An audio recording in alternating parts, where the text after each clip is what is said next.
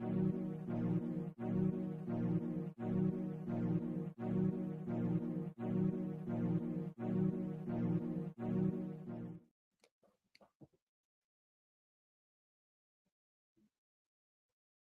up, everybody, and welcome back into the Play the Fight Song College Football Show.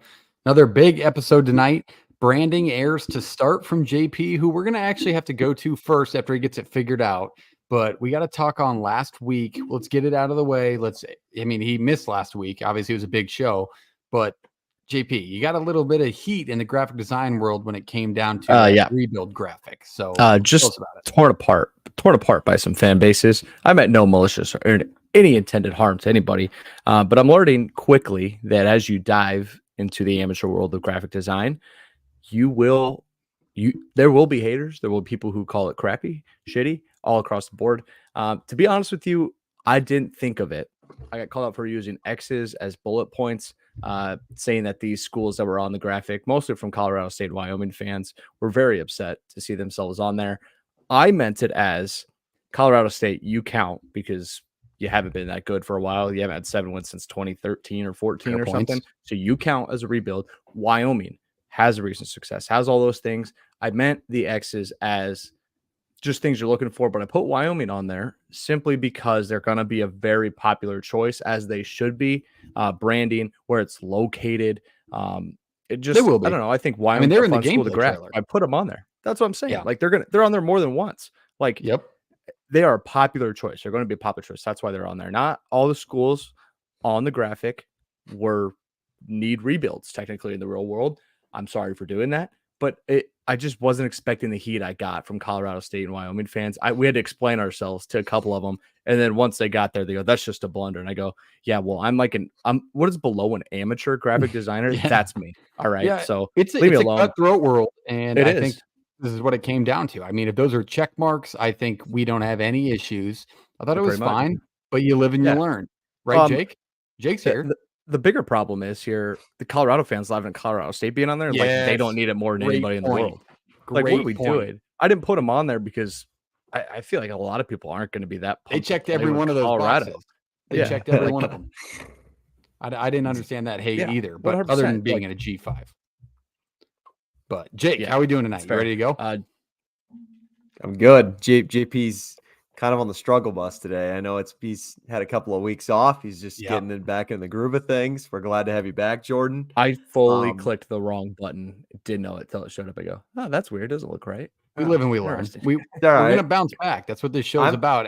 And Reese is back next week, by the way, I believe. Reese is back next week. That's good. I can be a relief pitcher when it comes to branding. Took over the reins last week. The show didn't collapse. He did pretty good. He did pretty good. I think we only had one mistake last week, and it was just timing of flipping through the images, getting the graphics out there. But it's a little coach to quarterback situation. My quarterback's got don't put it on me. Don't put it on me a little better. I'm Shedeur. You're the offensive line. That's where we can go with that. There's a little positive sign for those Colorado fans. I was gonna say to JP's comment about the graphic design, I think you just messed with the wrong group. I think the Group of 5 nation right now is kind of walking on eggshells. Yep, I think they're scared of the world right now, as they should. All of the off-season topics and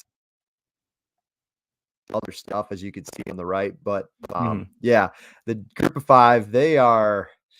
I don't know. I think they're ready for the season to start. I think they're ready for their one automatic bid into the. It must be Tuesday because Jake's mic is on a struggle bus. I mean, we got a branding struggle bus. Now we got a mic struggle bus. What's going on, boys? I think the funniest part about that is that mic used to pick up 4 of us at once, and just the one guy it can't get.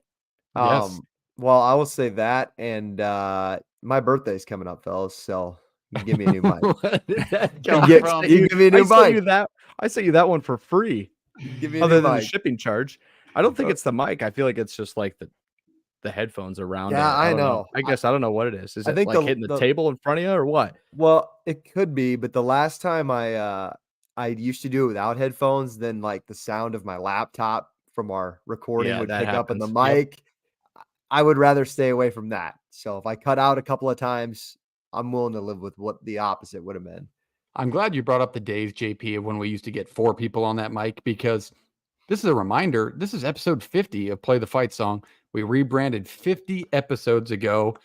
It's been much, much better. You guys have liked a lot of our content much more. And it's a long road up from here, but 50 feels like a small milestone, but that's a lot. I mean, we're talking over, a couple of episodes have been over 2 hours. We're talking hundreds of hours of work behind the scenes and at least 50 hours on the screen. So we actually missed like one, maybe two, not even. Like I don't think we've missed. I think we've been pretty much straight. I don't think we've actually missed a week. So does that mean our first episode dropped 2 weeks from today? Correct. If the math is correct there?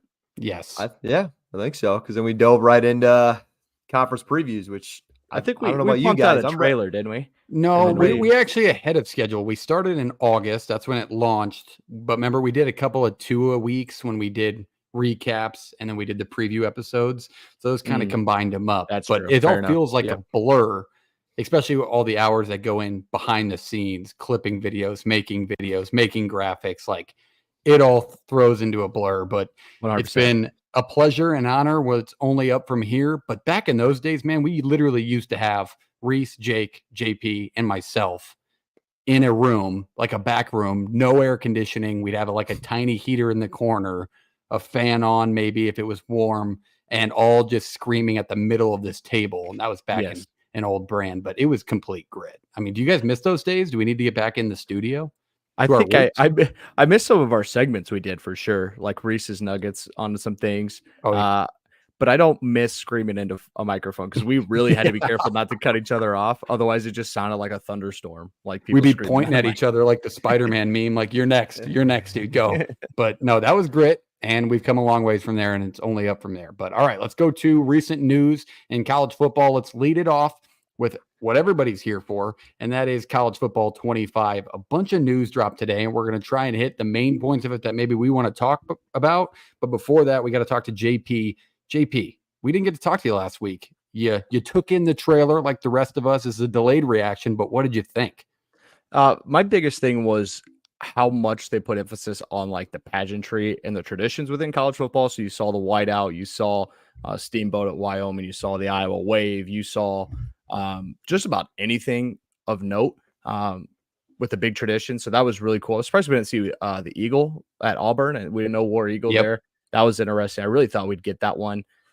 But I think the coolest thing for me, and I hope this really works out, is the authenticity of like the triple option they want to do with the service academies. They gave you a little clip of Army running the triple option from the wing tee. And I know Army has kind of like updated their offense a little bit, but that's still going to be what it's been forever, right? Like it's going to be the triple option some form. If it plays really well, I need a mix of 14 and 13. I don't need way too easy like 14 was, and I don't need it maybe as tough as it was in 13. 12 and 13, it was tough. Yeah, I think more of that was to do with like how they had defensive players playing the option. Like you would read something right and like, I don't know, it just something was off. That was a ton of fun. I think another thing with it was at times it looked like the ability to juke, spin move, do things like that was better than in Madden in some spots. And then it played kind of more like arcadey, like 14, like college football games have traditionally. But I mean, I was just pumped up. I was so excited to see it. I didn't get to actually see it live. I watched it like an hour or so later, but it was really cool to get a chance to finally see what it looks like. And I think that was just the biggest thing there. And people are going to jump to conclusions and do the whole shebang. I was just happy to see it look like actually see it in person and what it'll look like. Cause we knew it'd look nice, but how nice could it get? And I think they beat my expectations. They did say that they're putting emphasis on option play. It's going to be very important, feel different than even Madden and different in the past, but it's like very important for everybody in the game, including RPOs. RPOs will be in the game for the first time ever in the NCAA side. That's in Madden now. They're awesome to use, so I can't wait to use that when it comes to college football 25. But there's another thing before we keep going on with our list here.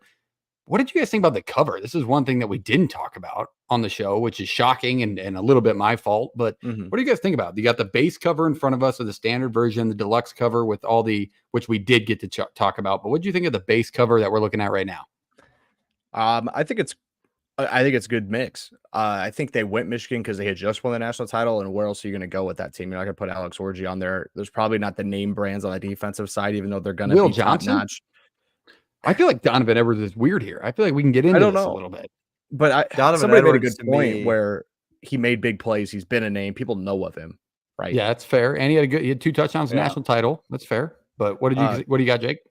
I think, well, he won the Penn State game too when they ran the ball 100 straight times. And I think he's got, I mean, obviously, offensive players in general just have more of a recognizable face than defense. Like, I don't know if I could necessarily pick Will Johnson out of a crowd if he doesn't have the number 1 jersey on and he's wearing the Michigan uniform. But Donovan Edwards with his dreads and everything like that, I mean, I can recognize Donovan He wears Edwards. a helmet too. That's very specific. Like not a lot of guys wear that style of helmet yet.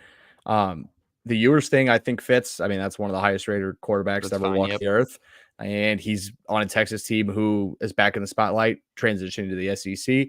I think they all 3 fit. I think Travis Hunter front and center works. Like I'm fine with somebody that played on a 4-8 team because he is one of the best football players in college football, bar none. And he's easily the most, he's the most recognizable guy in college football. He's really, really well liked. Like nobody's ever said a bad thing about him. Okay. So I think it fits. And also, like, I don't know how you guys feel about this. Him in white in that specific Colorado jersey. I think I would have liked to see the black, their traditional one. That's just me. I think the white kind of pops between the 2 home jerseys of the other schools. We talked about this a couple of episodes ago. I feel like I think college football right now just kind of lacks star power this year for whatever reason. Yeah, especially at the quarterback position. Yeah, exactly. And that's why Ewers was picked. Is he the most talented quarterback? And we'll get to that again because we're talking quarterback lists, but is he the most talented in the country right now? I'm not so sure, but he definitely is, again, the most marketable, most recognizable, especially with his journey from going from Ohio State with the long hair, the mullet, to now making the college football playoffs. So I'm fine with these 3. Do you think do you think in years future they'll stay with like multiple guys on the cover? I don't know. That's a good question. I think they'll represent all 4 conferences every year. I like the idea of multiple on the cover. I'm fine with it, but I don't think they will. Okay. Maybe on like a higher end. You think they'll go back to 1, Jake? Yes. I think this was more like let's get everybody involved. The game's coming out after 10 years. Let's put a lot of names on there. I think next year they're going to wait for a big star. Maybe somebody comes back and plays college again next year after being an All-American or winning. That's the biggest difference, right? I mean, they're going to pick active players. That's something we've never seen, really. Mm-hmm. So picking somebody that's still going to play. Start the NCAA curse. If this was last year, does Caleb Williams, is he the only one on the cover? God, you got to have Jaden Daniels somewhere near it. Or do they put multiple? Jaden Daniels going into last year, though? Going into last year, fair. Okay, fair point. Okay. Fair point. Yes, it would have to be Caleb Williams, 100%. Like Heisman winner, one returning. And only. Yes, but I'm saying, like, do you think that they would have just made him the whole? Because he's the returning Heisman Trophy winner. He's the only guy going to be on the cover. I still wish this would have been Saban. I think you're right. Yes, it would have been the only guy on the cover. But what about Marvin Harrison? Yeah, that would have been a good one. But. Yeah, I don't know. Williams is as marketable as a player at that time as Travis Hunter is now. Absolutely. Yeah, I would say. I think they're the same level at this point in time.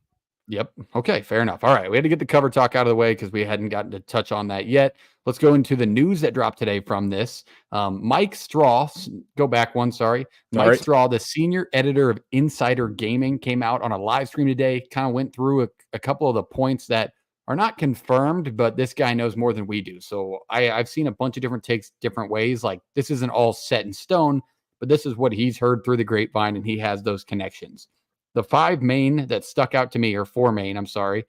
There's no cross play for Online Dynasty. So if your buddy's got an Xbox X and you have a PlayStation 5, you cannot be in an Online Dynasty together. Yeah, that's obviously big news.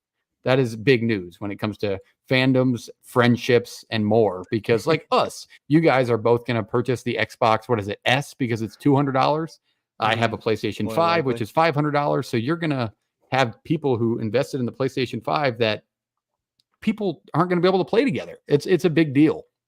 No mascot mashup. I don't know if you guys care about this. I was never a mascot mashup guy growing up. Jake, no care.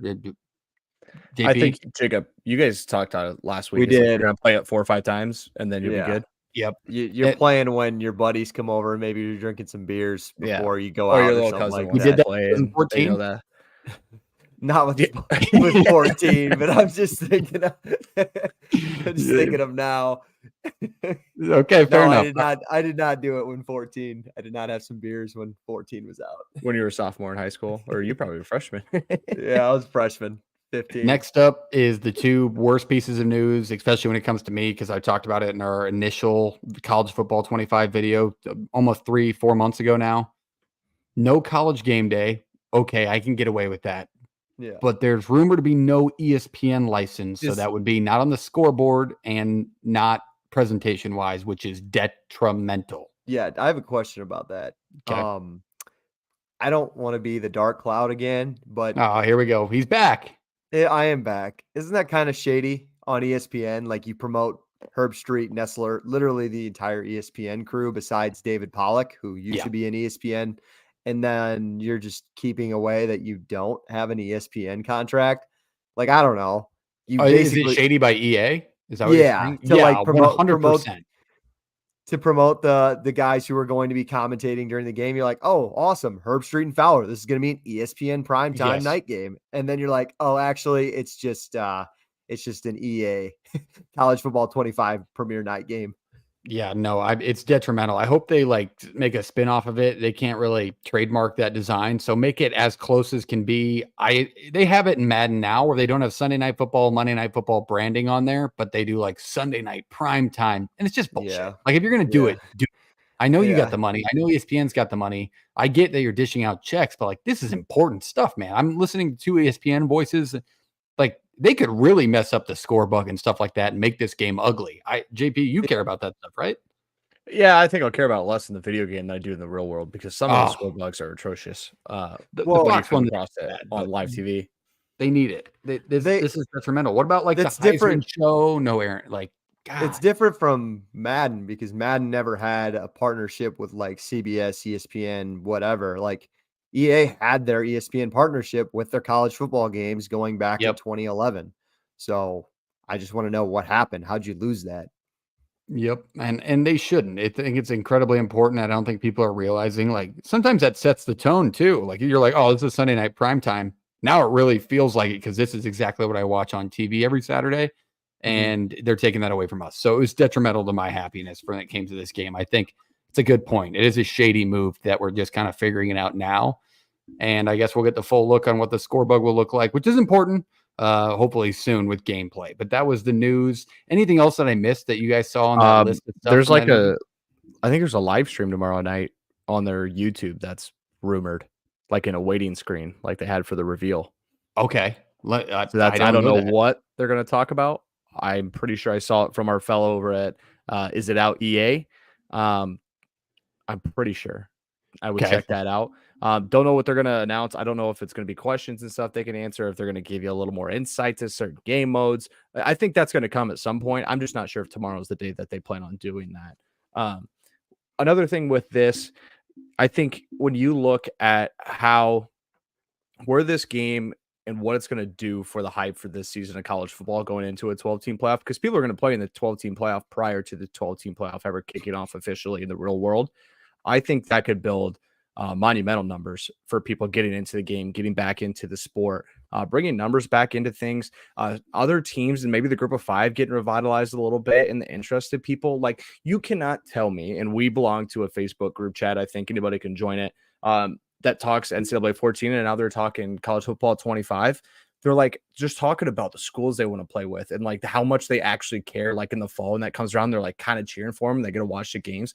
Like somebody's going to start a dynasty with University of Louisiana Lafayette and then kind of want to buy some Raging Cajun gear. Somebody's going to start a dynasty with UTEP and then want to go get some minor gear. That's a real thing. And I think something that I think we all maybe didn't realize was coming back. And it's going to be really cool to see that because that just means better numbers for the sport, more people invested all across the sport, not just in your Power 4 conferences. And I would piggyback on that and say it also raises awareness for the players. Like we may not have any standout players now for this cover, but people would learn if they played last year, damn, Ollie Gordon is unstoppable in college football 25, and maybe he would be a bigger name. So I think that could be a benefit too. I don't know about you guys. That brought up a good point for me, Parks. Like, it reminds me of when I used to play, when I cared just even a little bit about baseball, and I played MVP 2005. I could name over 100 baseball players. I couldn't name you 5 now. So it's just the interaction of what it gets everybody involved. I think fantasy football is another reason why the NFL is so popular. But 100%. we're starting to see more bets, more betting opportunities for like Wednesday night Conference USA games. Now you're bringing the younger audience in with the game. I think this is going to expand the sports audience.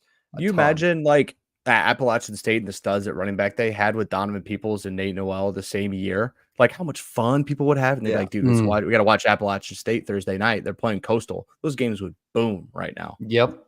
And learning those players, and this is where Ultimate Team comes into play again, where you may not know them. Maybe you won't pick him for a dynasty or play him against him in Road to Glory. But if you're an Ultimate Team person, you may pull their card and they may be the most serviceable that you have, and you have to play with them on the field. Now you learn about them, learn about that school. It's a win-win for college football and video game players. So that is a great point. Excuse me. Okay, let's move on to uniform talk. We talked about it a couple weeks ago with Big 12 teams getting new kits. It is announced. Let me be very clear. I don't know if you guys saw this over on our uniform side of Twitter. We got as hounded as JP did on the rebuild graphic because I posted this photo and I meant it in my head as this is what they announced that is going to look like Virginia Tech's new uniforms. Less stripes, more of that old throwback vintage look in the Mike Vick era. And they ripped my head off. They didn't see that part. They saw the part where they said, this is their new uniforms. They're like, these aren't the new ones. We wore these in 2021. I mean, just chewing me a new one. I was like, let me be very clear. If you're in here, I love Vatech. The sport's better when Vatech's better. Thursday nights, Vatech Notre Dame are some of my favorite moments in college football history. So get better, and I apologize. I did not mean anything by it. But that begs the question. They did announce these uniforms are coming. They will most likely look very similar to this Mike Vick look you saw that they wore in 2021, as opposed to what you see in the bottom right there, and that is their current kits. What do you guys think? Do you like Vatech's uniform? And the base question is here, do we need more throwback vintage style looks in college football across platform? Jake, you want to go first? I can just like piggyback off from like Iowa State changed its uniform. I think classic and retro is in right now, and simple is in right now. Iowa State going with the sleeves on the shoulders, that's in. Going back to its simple look with Virginia Tech, I think this would be stripes on the sleeves. Stripes on the sleeves, everybody. Sorry, all jersey. You said sleeves on the shoulders. Sleeves on the shoulders. Yeah, I mean, good call. Sleeveless jersey would be badass. We may have just just shoulder pads, no sleeves. That'd be great. No, but I think this look is awesome. I think everybody should go back to kind of their, I don't know, classical look. I think it just sometimes these uniforms are just getting completely out of control. And I don't know, you think about the big iconic teams in college football, Penn State, Michigan, Texas, USC, Notre Dame. Have those teams ever like changed anything about their uniforms? No. So I don't know. I think I like classic personally. I think there's kind of been a revitalization within the college football world. You think Boston College, they kind of went back jersey wise to an older look they wore in the 90s and 2000s. So it has like the old school BC with the eagle on the side. Some other schools have actually gone back that way. College basketball, we've seen it more than anybody. What UConn's wearing, what North Carolina's wearing, all these different schools kind of back to that other look. Football might be a little bit behind, but not too far. I think they're sharp. I think they've always looked sharp. I just think, what do they call it? Orange and burgundy. It looks great. To me, I don't know how much different they'll be from like what we're showing here, but to me, these are ones I could probably get behind without having the stripe down the middle. I like the stripes on helmets. I think it adds a little more pop, a little more color to them. I think these ones you can get away with no stripe. Yeah, it's a clean look. The modernization of design, going back to graphic design, I guess, has really made everything simple, like what they were before. And then we kind of got into that messy area of Oregon putting like duck wings on the sleeves and on the helmets. Like it just went away from what the base of uniforms was. And we are seeing come back. Oregon wears a throwback that still has a lot going on that people love. They wore them in the Fiesta Bowl last year. Those are good. Iowa State wore a throwback. Was that last year, Jake, or the year before the Ames one? With the jacket. Yeah, that was last year. Okay, so last year they wore those. That's a little much. I mean, that's throwback. But I think you're going to see you're going to see more tribute uniforms from these teams. Iowa could do it. I know they have an older look that they haven't put out there anything like it. And am I right, JP? They used to have the tiger on the sleeve, right? They haven't done like a legitimate throwback in a while. Well, it's been alterations, a classic look on it, basically, or a modern look on it. Yeah, so maybe that's what we'll see across platform. Oregon coming out with Generation O. They haven't released anything on it yet, but they'll have a base look. Maybe they'll put on 12 different combos yet again, but they'll have a new base look different than what we're seeing from them now. So be on the lookout for that over on Uniform Twitter as well. But that's it for recent news. I mean, that's what we're going to cover this week. Obviously, there was huge news today with Jaden Rashada suing Florida, the backup Georgia quarterback that is. He's suing Florida. We will break that down next week as more stuff comes. Jake, if you want to give us a little bit on it, you can, but JP and I aren't going to offer much until we get more news on it. You want the Spark Notes version? Is that what you're asking? Spark Note it for me. I love that. Yeah, basically reading through kind of ESPN threw out a decent little article of kind of what's next for all of the party involves, Rashada, Florida, and basically the NCAA. This all comes from Rashada. Was basically when he decommitted from Miami originally before Florida, he was offered $9.5 million to commit there. Obviously did not commit to Miami. Went to Florida where he was promised $1 million just for committing, which got their assistant coach suspended for that because the school cannot offer you just so much money just to sign there, let alone all the NIL opportunities. Supposedly, the big deal is the NIL collective for Florida was offering him 4 years, which is interesting because if he's supposed to be that 5-star guy, would he really last 4 years? 4 years, $13.5 million by the collective. I don't know how that would be distributed. I don't know if that was going to be through different deals, things like that. Obviously, doesn't love it there, heads to Arizona State, where they also didn't throw out. Nobody knows if he got anything from Arizona State or what they threw at him. He loses the job from Sam Leavitt. Now he's over at Georgia where, I don't know, he's going to have to fight for a starting job next year, I think, with the Gunner kid. But yeah, basically right now with the actual case itself, since that Tennessee case, if you guys remember that, the NCAA basically is pausing all of its cases with third-party NIL collectives. So I'm surprised it took this long for a kid to take a school to court, but we're not going to really see much action until I think the Tennessee case really gets solved, is from my basic understanding. So there's a lot of different things that go into this. And it just kind of stems from a kid that transferred a bunch in high school, decommitted from Miami, transferred from Florida, transferred from Arizona State. Is he really going to stay at Georgia? I don't know. I don't see this case going in his favor because all of those transfers plus not doing much on the field. Like it's not like you put out like a blow out of the water product worth $1 million. Yeah, that was going to be. So I'll ask you guys this. He was going to be offered $13.5 million. Florida brings in DJ Lagway, who was, I think, the number one quarterback in last year's class. So if he doesn't see the field, how do you even give him that money? Like what truck dealership wants him to be on the cover of their ads? Things like that. Like, this is just kind of the scary world we live in right now with these collectives are just throwing absurd amount of money before a kid even plays a single down of football. Yep. Arch Manning case right there. JP, I'll let you close out on this, but I mean, rivals suing each other. It's hatred runs deep. It's basically started just a whole bag of worms. Like kids are going to feel a little more comfortable coming out with stuff, maybe that they feel like they were wronged on. Kids are getting screwed all over the country with the NIL collectives. NIL collectives are getting screwed over by kids leaving and doing things like that and not, follow through on their end of things. It's just a mess. It's going to be a mess. You just got to let the courts fight it out in a world we don't understand as much.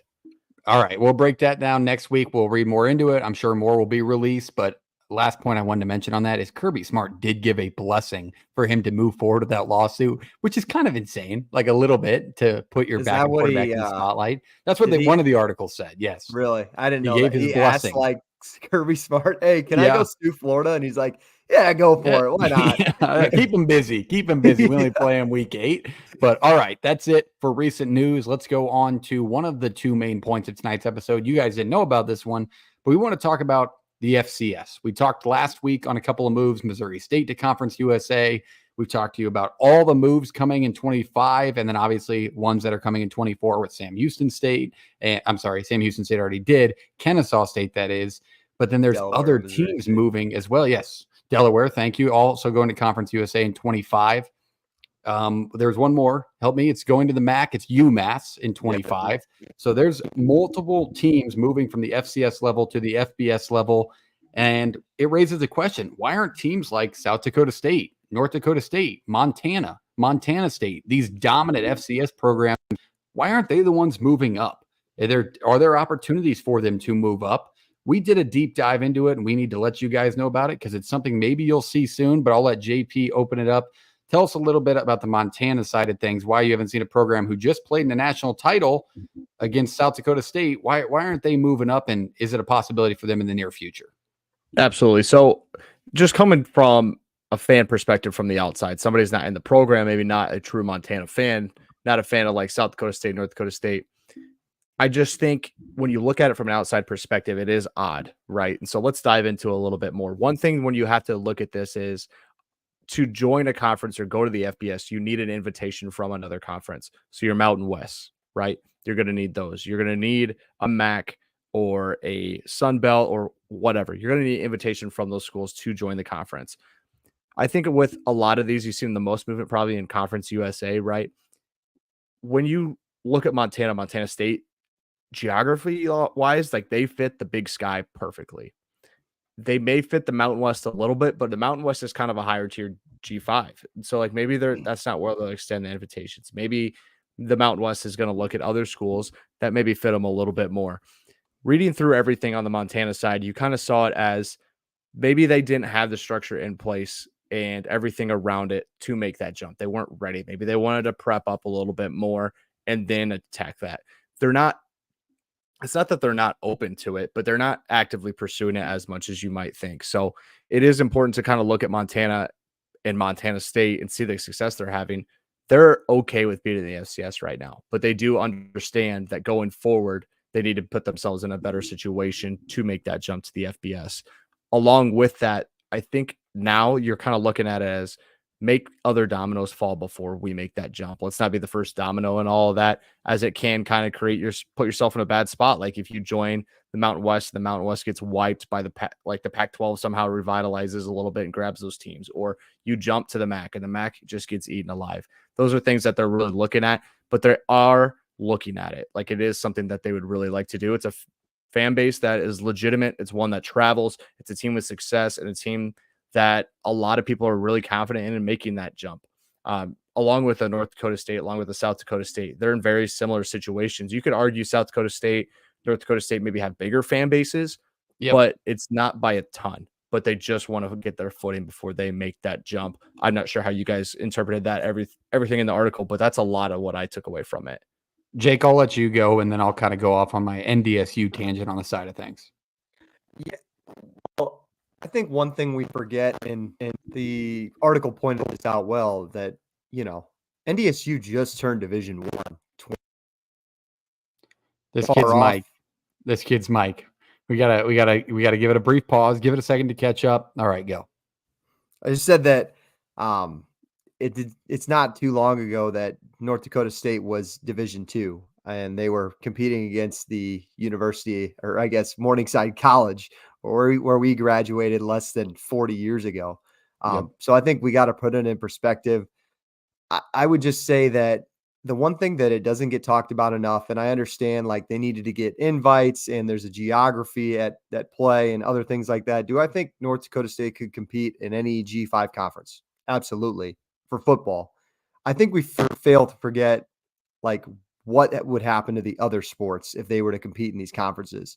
I think baseball would struggle. I know you guys have talked about a lot. Those Summit League teams are really poor in baseball. I think basketball, they're kind of regressing since the transfer portal. And you got guys like Grant Nelson, who's now playing at Alabama, was a North Dakota State transfer. So in basketball, it's even worse. They're going after after these small non-major players all the time. So it's going to be tough to compete in any other sport. And is it really worth it to win 6 games and go to a bowl game? I think the Montana article covered it well. You know, there are guys on that roster that have played in a Hawaii Bowl or whatever it else may be. And they're like, it doesn't even match the energy of a real playoff. So I think there is a space for the FCS. I think there are teams that do belong in the FCS. I know that North Dakota State's trying to prepare for it. They're building their facilities and getting ready for that invite. I don't know about you guys, but the Mountain West is the only one that really makes sense to me for North Dakota State, Montana State, and Montana. And I think if I'm the Mountain West, I'm going after the Montana schools probably before North Dakota State. But that's just me, I guess. Like it makes no sense if they ever got an invite from the MAC to take a MAC invite. I think that it's not even worth it.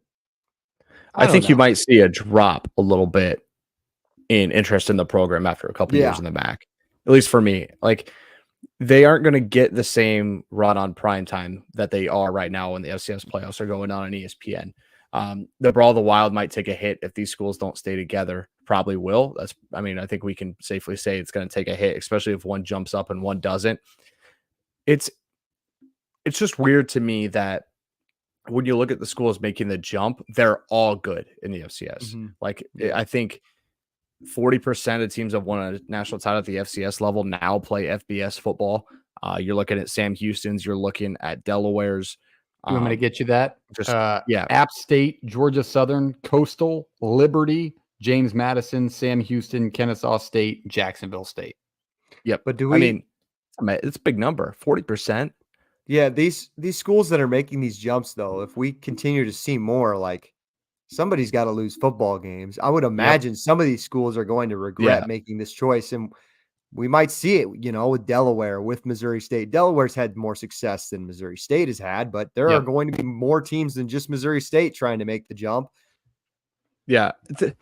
And is it something that, like, the fan bases are just, because they talked about this in the North Dakota State article. I don't have, I believe that was in, it was a New York Times article. Sorry, I don't have the author right in front of me to give him some credit here, but talked about, some fan bases that they had so much success in North Dakota State, so much success. They started to see people not attend as many games. Like, oh, we're just going to beat the tar out of them, or we're not going to go to this one. I could watch it at home. Oh, well, they've lost a game. It's a failure of a season. No national title, failure of a season. Do you think there's a ton of fans pushing, being like, hey, like, we're ready for something new. We want the next big challenge. Maybe that's where the athletic departments feel the pressure, but you can't go anywhere unless you get the invite, and you're not going to get the invite if you're not prepared for the jump. And I'm not saying Delaware's way prepared to make this jump, but I do think that school makes way more money in endowment than some of these other schools to kind of sustain that. Yeah. Here's what my thing with North Dakota State's the one that stuck out to me. Obviously Montana, but like North Dakota State, especially us being from the Midwest, it's a brand that's well known. But even across college football, with the dominance they went through, it's well known. I mean, it's a team that appeared in 10 of the last 13 FCS national championships. They've won, what is the number here? 6 Power 5 games in college football, dating back to 2007. They beat Minnesota. 2010, they beat Kansas. And that was back when Kansas was not bad. And they're not bad now, but that was back when they were at their peak, really. Minnesota again in 2011, K-State in 2013, Iowa State in 2014, and then Iowa, who was ranked in Kinnick in 2016. And they haven't really gotten an opportunity to play a Power 5 team since until now this year. They were scheduled to play one in 2020. Now they get to play Colorado to open the season. Did they go play Arizona? Oh, I'm sorry. Yes, 22. That's correct. And they did lose that game. That was a good game. Yeah. It was a good game, though. It's a competitive program. So I think fans asking, like, why aren't we seeing those teams? Why are we seeing the Kennesaw State? Is a question we're not addressing. Maybe not that the conference don't want them, but do you think they're more hesitant to bring a team in that's highly likely to dominate where they're at right now? Like, is there anybody here that disagrees? If you were to throw North Dakota State in the MAC, they would probably be in the MAC championship this year. Am I far off in saying that? I don't know if Miami, Ohio's a dominant program for me to go back to back with North Dakota State in the mix. I think they're battling for sure. I think South Yeah. Dakota State's in a much better spot right now for that situation. But you've also seen coaches from North Dakota State make leaps to programs at the FBS level and be good. Craig Bull at Wyoming, Yep. climb in at Kansas State. Like Yep. these guys jump. Obviously, the formula works, right? Like somebody put this formula in place and they've either made it their own or extended it out. The formula works. The program's not the problem itself. It is geography. It's probably money. It's a little bit of how much it'll cost the school to make that jump. Their football, I looked it up. So Colorado State, San Diego State, Boise State, just a few Mountain West teams. All of their stadiums hold over 35,000. Fargo Dome only holds 19,000 people. And in that article, it said they're averaging like 13,000 right now. So it's not like that's got to be a big thing too. It's an old product. Like the article talks about. It's like a team where you're not going to be able to most likely watch it on national television if you don't go to it. And are you going to pay $200 for your family to go watch North Dakota State beat up on Incarnate Word, who's a good program, but like I think that would bump. Yeah, but you would need that up. 4 years later. Let's say they make a jump. 4 years into that jump, they're still bringing Incarnate Word in, or they're bringing in a bad MAC school. You're still going to need people to show up, or you're going to lose money. It's going to be really tough on the school. Now, we've seen the flip of this. Looking at Idaho, poor FBS program. They jumped down to the FCS and a lot of success. I mean, their quarterback, the Giovanni, I can't remember his last name on the top of my head, just jumped to the FBS at Oregon State. Like, these are kids that are legitimately good. That's an Idaho team that was legitimately good. Yeah. Like, you've seen the flip of it and it pay off for some schools. But then you kind of look at the bottom of the FBS and you're like, you can't tell me this school makes way more money. You can't tell me this school's athletic department's much better. I'm looking at the New Mexico schools. I'm looking, man, I mean, just give me a great example, like Middle Tennessee, like just things like that, right? UTEP, like you can't tell me those are way bigger money-making athletic departments with fan bases that are more rabid than what they are. So like you would like to see them in it, and you cannot tell me people won't team builder them right into the NCAA game anyway. I think because we are around it and we know people who are from Montana area that are really into the Brawl of the Wild that kind of got us into it. You see guys, Jake, you lived in South Dakota for a while. We went to school in Northwest Iowa. There's a lot of South Dakota State love over there. There's not as much. There's more North Dakota people I feel like stay in North Dakota. That's just me. But there's a ton of North Dakota State fandom. You could literally watch these people in an app, drive down to Frisco when they play national titles, and it tracks where all these fans are. Like, these are rabid fan bases, and you would like to see them get a shot over some of the other choices. But I mean, it feels like it's really out of their hands until they put a ton of money into being ready for the jump. Like James Madison, for example, kind of talks about in one of the articles that James Madison took their time to make that jump. You know, they upgraded facilities, they upgraded football stadiums, they upgraded the staff, they got ready to make the jump, made the jump. And what were they? Did they not basically win the Sun Belt and not get a chance to punch their ticket to the Sun Belt title game recently? Yeah. Like, is that not, that's being prepared and ready to roll. And I think that's maybe what they're more scared of, is not being ready for the situation. And that's fair. I think North Dakota State, you got to look at it as a program, though, that's hosted College Game Day twice recently, has 2 top 3 NFL draft picks coming from their school, just put in a $54 million practice facility. So it looks like they're on their way up. Now it's just who's going to invite them. And it would have to be within the next 3 or 4 years, you think? Man, I think there's going to be a big snowball somewhere first. I don't know when it's coming. I just know it's going to happen. Jake, do you know how much, I can't remember the name of their stadium, what South Dakota State holds in that stadium? It's like D something, the name of their stadium. I can't think of it either. It's named after a bank. Dyke House or something like that. Yeah, not a great name. It holds like 20,000. And to be honest, I don't think, like, when it gets cold in a regular season game, like the FCS playoffs, like they don't sell that out. Like they'll sell out the entire, like, the east side of the stadium, but like the west side, it's pretty empty if you really watch those games. Like I think I was watching the Albany game. Like, it's not like these guys. That was my question is, so what's the return here if you do make the jump to play? It's exciting new faces that you get to play for a few years, and then like we're what's the fan interest going to be when we're winning 7, 8 games and just playing in these meaningless bowl games, or even better, like even now, like we don't know what's going to happen to the G5 in general with the way this new playoff era is heading. So yep. It's interesting to follow. There's a ton of things going on in the FCS, and we'll keep you updated throughout it. But we just wanted to talk about those programs because obviously they're very big names. Somebody you consistently see in the 16-team playoff, which we're probably leaning towards in the FBS anyway, that you may see make that jump. Yeah. But there's a lot that goes into it. Capacity-wise, Montana 25,000, Montana State 20,000, and I know those were sold out for their playoff games. But again, these are open-air stadiums, so I assume the buzz will be hot if they make the jump quick, and then depending on what conference they join and how things go, it might fizzle a little bit, which is what you're scared of. Is that an intimidating factor, though, to go in? Let's say give me a team. Let's say Colorado. I don't know if I would be first in line to go play in the Fargo Dome. No, I really don't. Why would you ever want to go to Missoula if you're Montana or if you're Colorado too? I would never sign up for that for them. No, that is just a recipe for disaster. And you can't blame these teams for not scheduling teams like Montana, North Dakota State. These, especially when they just were given, and these are the Power 4 teams, that is, they just were given a reason not to. Like, you're not getting any credit for them. You're going to get more credit for playing an in-conference game or taking a bye week. So it's going to be harder and harder for these teams to get scheduled, which also adds into it. So you may see some moves there, but we'll keep you updated as those come along. Let's go to the main point of tonight's episode. Jake, you came up with the tiers. We put them out there today. Yeah, we got an ad to do. Oh, I'm sorry. Good call. Let's go back to the images. Let's talk about No Rivals. This is almost 2 weeks in a row I missed them. Sorry, guys. They're dropping a new collection. It's live right now. It's the Fairway Collection. It's a very, very good-looking hat. Simple patch, raised off the cap, still the high brim. If you flip over to that next image, JP, you can kind of see the highlight of it. The underneath, the bill of the cap is kind of that wavy look. If you're a backwards hat guy, you can always get that popped out, but you can still see it from the front.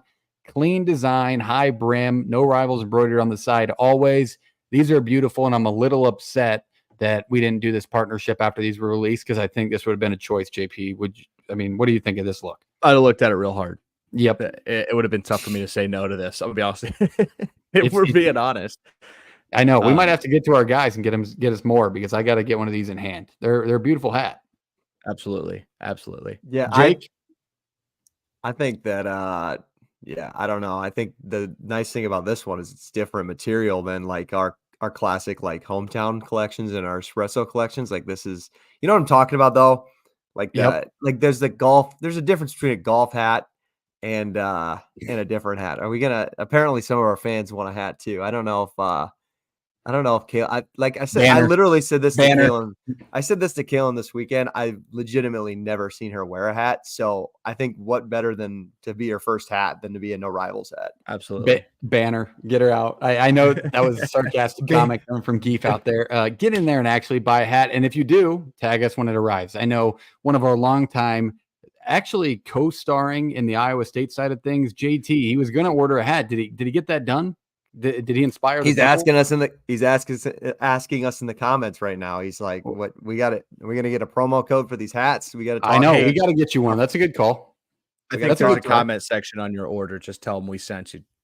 Yep, or tag us in it, and then we'll get more free stuff. Maybe we'll share it for you. I don't know. Yeah, we'll get more free stuff. But you guys just make sure that you buy your stuff. Sneak that in there, Jake. Damn it! I was supposed to sneak that in there, and then maybe they wouldn't notice. But all right.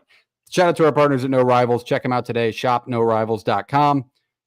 Tell us I don't know if you can tell them that we sent you, but just tag us in a post, tag them in a post, and then they know and everybody's happy. But all right, let's go to the quarterback tier list. Jake came up with the tiers. We released them today on X.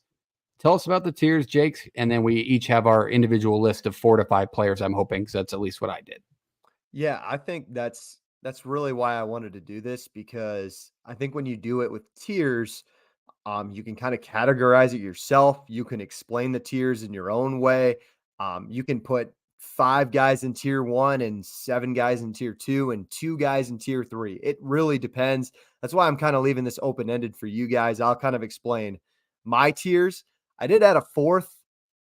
We can get to that later. There's just some names where I was like, they got to be mentioned. Okay. I didn't know if we added a 4th. do we want to start off? Do you want me to rattle off all four of my tiers, or we just want to do tier one? Let's explain the tiers. You kind of go through the tiers and what you kind of mean by each of them, what they're called. And then I would let's go maybe give me a couple where you have them. We can discuss it and I can tell you who I have in those with them. Yeah. So tier one, I really categorized it as like your national championship quarterbacks, your Heisman contenders, and your first team all conference guys. Like these are going to be probably like you can even throw NFL draft picks in there, but there might be some for NFL draft picks on this list that might be in a tier two below. You know where I'm kind of heading with that. Tier two, I put that in more as your second team, your third team all conference guys. These are guys that are going to be really good. They're going to be in your preview magazines. These are definitely names you heard of. They're like the max might be 10 wins with their teams. The floor might be 8 wins. And then your tier three for me, these are guys that either have a super high ceiling or have been around for a while and that have proved it, but they're just not your elite level quarterbacks. And then tier four, these are guys that everybody knows about, but either we have to see it. Like this is their prove it year for those guys I have in that tier. Fair. I think 4 I had like the he's a starter. Let's get to the next year. Like your bridge quarterback is kind of where I have tier 4. I do not have a tier 4, so I'll just try and fit you into 3. But I think mine will work for the 3. Mine are the exact same, Jake. That I just went off what we released on the graphic. The last one, average starters have upside, and then people will know about them in the country. They may not blow you off on paper, but they're gonna be in your mind at some point and be on your screen most Saturdays. So that was my third tier. Who wants to lead us off? Jake, you want to go first in tier 3, or you want to go down to front? Let's go tier 1 because I think tier 3, like the lower, would be more fun to talk about. Give us a name. Everybody knows about. Share it. Yeah, I'll name all 4 of my tier 1 guys. You tell me if you have them in a different tier or just don't have them at all. Tier 1, I have Carson Beck, Quinn Ewers, Dylan Gabriel, Jalen Milroe. Those are my 4. We already got a look from parts. I do not have Jalen Milroe. So I hesitated with Milroe, but I said that might be clickbait. I said national championship contender. He made a 4-team team playoff last year. I'm not saying that's because of him, though. Yeah, and here's where I am. Like I think he's a good quarterback. I think he could have a good year this year. Where I am right now, though, is saying he's all right. He's a good quarterback. Mm-hmm. He's above average. He's going to be just fine for your program. I personally have him in tier 3, though. Like I had him too. Think about guys in the SEC this year that if they played really well, he's not going to be second or third team all ACC. He's not going to place above Ewers. If Jackson Arnold goes ballistic, he's not going to be above him. If Nico is really good, like there are names in the SEC where he will not. He could fall down. That's a good point. I'm not saying he's bad, but he could end up in a tier 1 or a tier 2 position for me, but that's not where I have him right now. I agree with that. I think my reasoning behind it was we have a new system in place. Like a Kalen DeBoer offense is one that's going to spread it around. And we talked about his inconsistency in throwing the football last year. So is he a guy where we're going to get a different look at quarterback at Alabama? I don't know. So he's like between a tier 3 and a tier 1. I think JP made a great point. Like he could fall to the middle of this conference with the quarterback talent that's in it now. Yeah, I think with Milroe, I'm trying to give him a chance. I think when we talk about Milroe, we always give him the floor. And like, what's the low point? We never talk about the ceiling, though. It hasn't happened. It hasn't happened. You can't throw him in tier 1 if you haven't seen his ceiling. Like that'd be we got to pause. Did I cut you off the first time, JP? No. Or did your mic stop working? Oh, I thought I saw a reaction. Okay. Oh, sure. Wait, you're asking him to prove it, but does he not have probably at least a top 3 play caller in college football right now? Has he played a snap with that? Has he played with that head coach yet? But that's what I'm saying. Nobody ever talks about the ceiling. Like nobody ever talks about what he could potentially be with. I never have. I get that, but I'm saying you can't put him in tier 1 when he hasn't taken the snap with the guy that you say is going to make him a better quarterback. That's why I don't have certain guys up there. Like I didn't put Nico Miliava up there because he hasn't taken like a full season of snaps. I need to see before I put Milroe did. And he made a 14 playoff. That's awesome. He was also rough for 60% of their games. Okay. JP, him on tier 3, right? Yes, I have him tier 3, but that's high level tier 3. I'm not saying he's bad quarterback. I'd like to say that. Like I will talk about him in August or October or September if he's really good, and I will put him in tier 2 or tier 1 and not say I'm wrong because that's just where he lands right now. Hey, okay. That's why we're doing this. That's exactly why we're doing this. Does anybody else have a guy in tier 1? I have 2. I have 1. I'll give the 1 because I bet you we share it, JP. I have Jackson Dart. Correct. I have him there as well. Yep. Okay. I'm going to get some shit for this next one after this conversation we just had. Okay. Give us your last because I think Jackson Dart unanimous. Like, I can't believe he wasn't on your list. This definitely is about to contradict myself 100%. And I knew this as I was writing it down. I have Cam Ward in tier 1. Now I know what I'm going to say. No, and I understand it because he is a game changer, and we've seen him do it and win games with less talented football teams. We've seen him be highest level of quarterback within the country. Now, why tier 1? Because he was rough. He had some rough days. He had some rough moments. They didn't win 6 games last year. Let's not forget that. Correct. And they were like 5. He had one of the least talented teams, I think, all around with what he did. Now, I did put him in tier 1, thinking what he could be at Miami. So again, Justin would agree with you.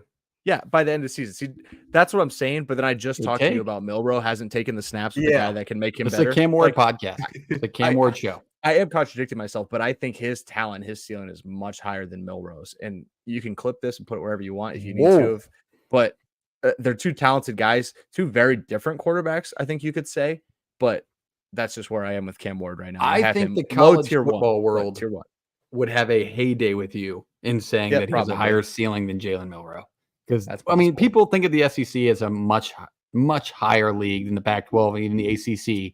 So I feel like that would be. And I'm not doing it for clickbait reasons. I'm just saying, like, I can see it. Yeah. This is a pro Cam Ward show. I can see it. I agree with you. I think I've seen more consistency out of him with less weapons. Like, imagine if Cam Ward had Jermaine Burton last year. That would be nice. I think he would have been a step up. So I agree, but that's a name I did not expect to hear. All right, my last one was Dart. Everything else matched with Jake. Can I make Let's go to tier 2. I was just going to make a comment about Dart, like, because you guys have him in tier 1 and I don't have. I would flip. I went back between him and Milroe.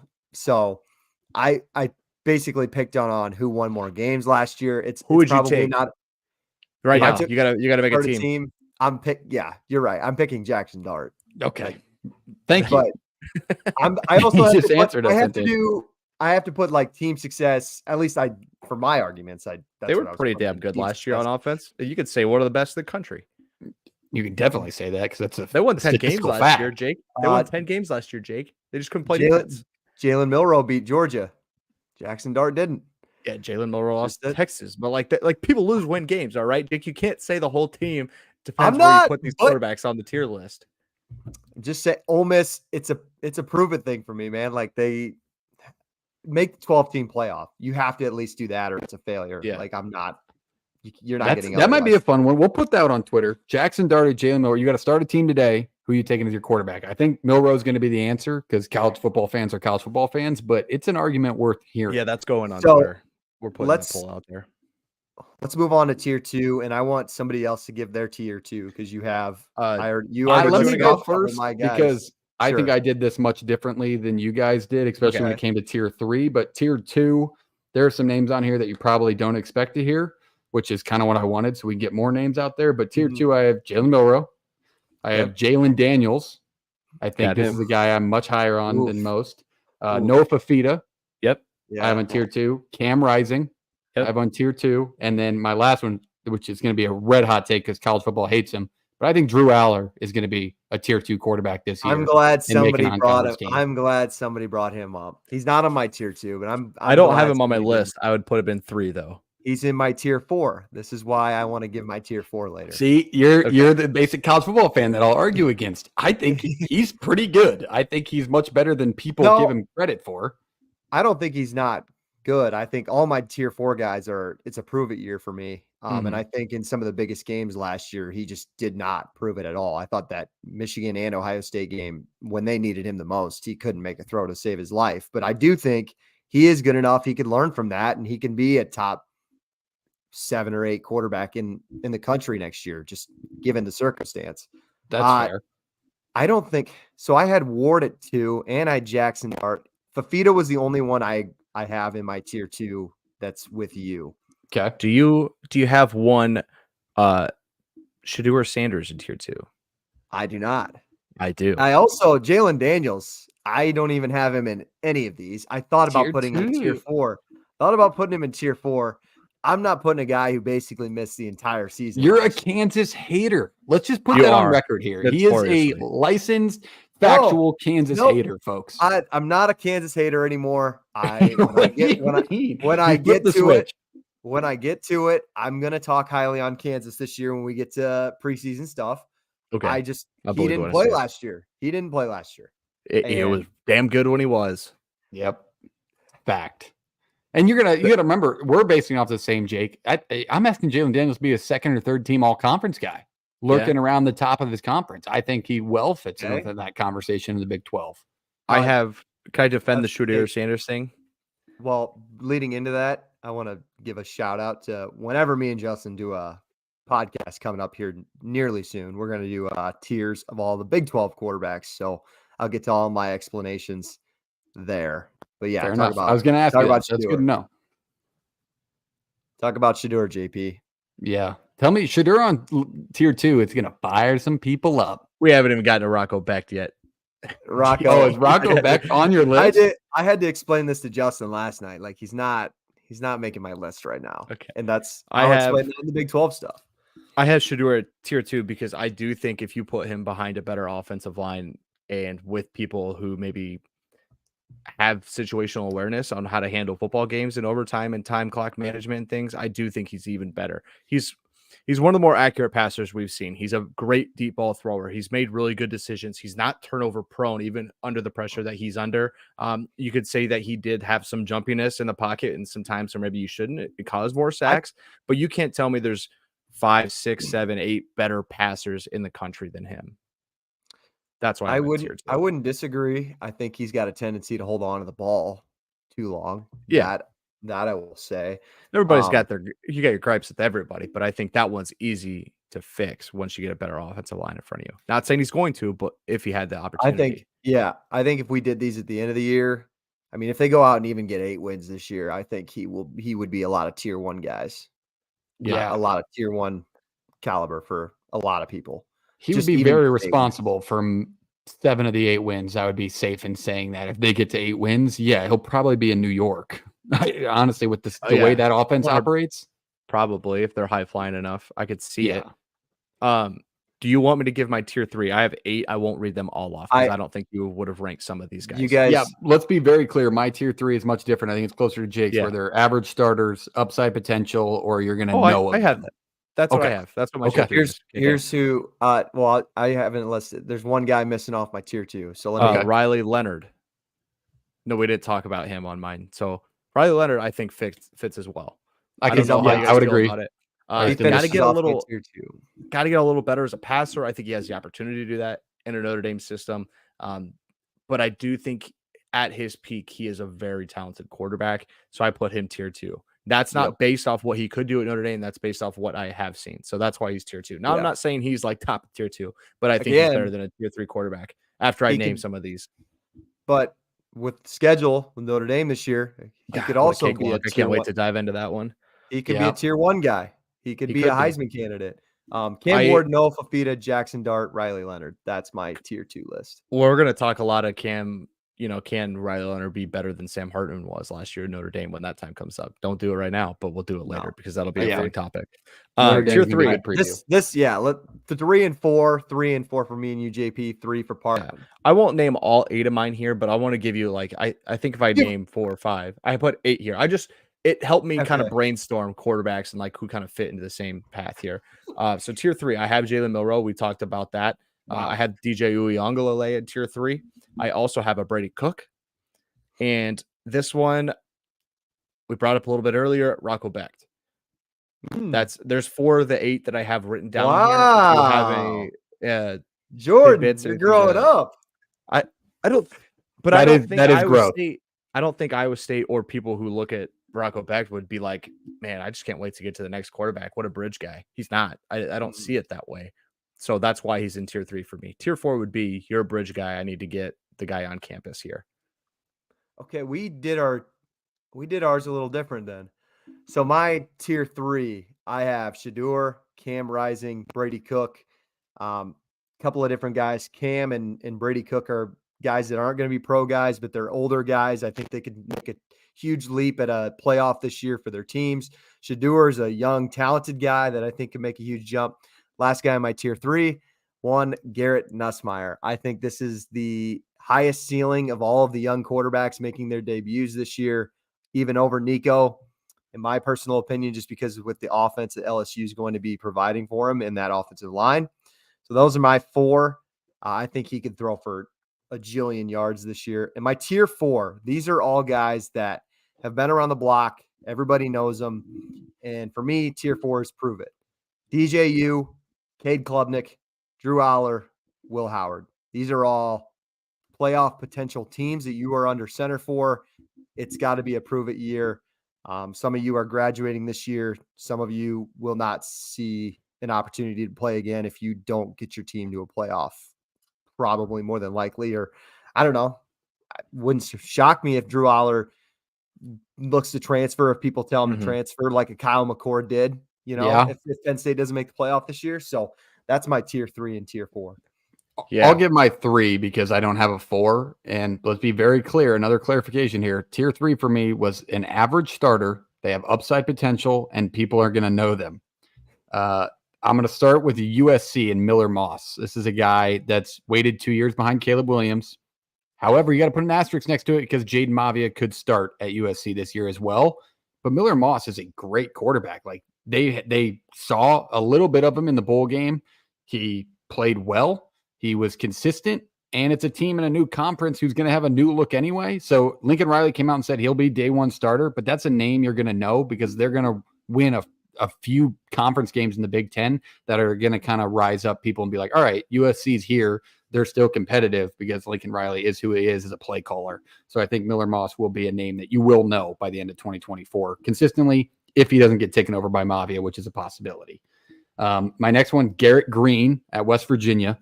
I think he's very hyped for a West Virginia quarterback going into this year. They love him, but I think this is going to be your average starter, man. He's got upside potential, but I don't know if West Virginia's got enough to put him in a tier 2 all conference category, maybe in the Big 12, but definitely not a tier 1. So I think I'm going to put him down as an average starter. Here's where we get in trouble. I'm putting Dylan Raiola on this list. I think this is a name you're going to know. It's going to be a starter. Average starter? Like what is he? He's going to be an average starter as a freshman. He has the max amount of ceiling at the moment going into the games. And people are going to know. I mean, people already know of him. Georgia fans hate him. Nebraska fans love him. I'm putting Dylan Raiola on tier 3 to start the year. I don't have a tier 4. Let me be very clear. So that is my bottom tier. But as bottom tier being an average starter, I think as a true freshman coming in, he still fits the narrative. I tried to keep people who hadn't taken a lot of snaps or if any snaps off. So I don't have Miller Moss on mine, but I understand why you have him there because it makes sense, right? You saw him take snaps. He was very good in that situation. There's one in tier 3 that I don't love, and I kind of regret it, and I really wish he'd be in tier 2, and I really would like to put him there with your permission. You can change it, man. It's our show. We can do whatever the hell we want. That's one facts. KJ Jefferson. See, I thought about I'm throwing KJ maybe in tier 4, but with Arkansas and the debacle that they had last year, there are a lot of people like he's probably on a lot of people's list at like 6, 7, 8 in the Big 12, not the country. The Big 12 is where he's kind of ranked right now. Like I think a lot of people asinine. Are diminishing. I was just about to ask you, JP. You had a post a couple of weeks ago. I believe Jake ranked the top 5 Big 12 quarterbacks. He put KJ at 5. You were not happy with that. So is tier 3 a little low for? I was thinking that's why I regretted it. I regret it. I want him at 2. I want him at tier 2. Okay. He's an above average starter. He is a guy who could legitimately be first team, second team, all Big 12. He is going to play at one of the most fun offenses to watch in the country. Can the defense help him to get him above? I called him to win 8 games last year. They were a 30-point lead blown away from winning 8 games. So I think I have a pretty good beat on where this UCF team is. But I do regret him being in tier 3 for me. So I do apologize to the UCF fan base and KJ himself. Yeah. Okay. At least you corrected it. I just want to make sure you're on target here because you did give Jake hell for putting him at 5 in the top 5. And he deserved it. And he deserved it. I don't even know. I agree. I want to go back and check out that 5. I don't even remember who I need something to go back to. Can I give you my 4? I did 4 different than you, Jake. You did it as prove it. I did it as can't wait to turn the page. I want the next guy in. Ready? Grayson McCall. He would fit. No, wait, whoa. I don't. That's a whole conversation. I got Gary Bohannon, Peyton Thorne. Yep. Alec Bowman. Alan Bowman. Yep. Alan Bowman. Sorry. Gary Bohannon is a perfect one. I cannot believe he's still playing football. Luke Altmaier at Illinois as well. Luke Altmaier is a great one. Those are guys I just think we're at a bridge spot. They're not bad quarterbacks. They're not going to, I mean, they might lose games for us, but hey, you're Jag. Just here you go. Here you go. What about your top 5 Big 12 quarterbacks? Yeah, let's read those. 1, you put Noah Fafita. 2, you put Shadur. Fine. No gripes. 3, you have Jalen Daniels.